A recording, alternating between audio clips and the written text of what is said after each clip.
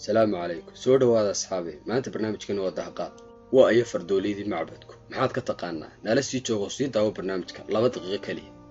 fardoolidii macbadka ama temple nights-ka waxa la aasay dhamaadka ololihii kristanka koowaad ee ay ku soo qaadeen dhulkii barakaysna ee Falastiin kuna beegan 1188 AD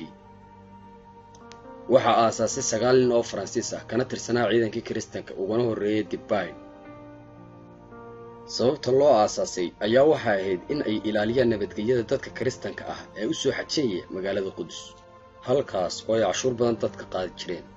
ayna noqdeen niman hantiilala taasoo ku kaliftay inay ka baxaan diinta kristanka ayna qaataan caqiido cusub oo ah inay caabudaan shaydaanka kaasoo magaciisa loo yaqaan Baphomet waa mid ka mid ah shayaadiinta la caabudo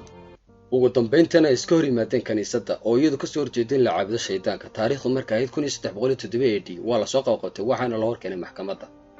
halkaas oo ay ka qirteen dambiyadoodii iyo inay ka baxeen diinta kristanka kadib waxa lagu xukumay dil 1314 AD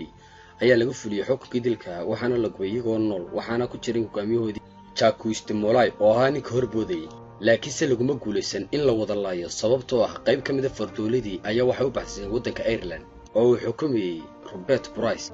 ahaana mid aan ka amar qaadan kaniisadda taas oo u suurtagelisay inay aasaasan urur maanta loo yaqaan Freemason ama Masoniyada video aad dadka heshay like saar dad nagu cusubtana subscribe saar oo nagu soo biir mahadsanid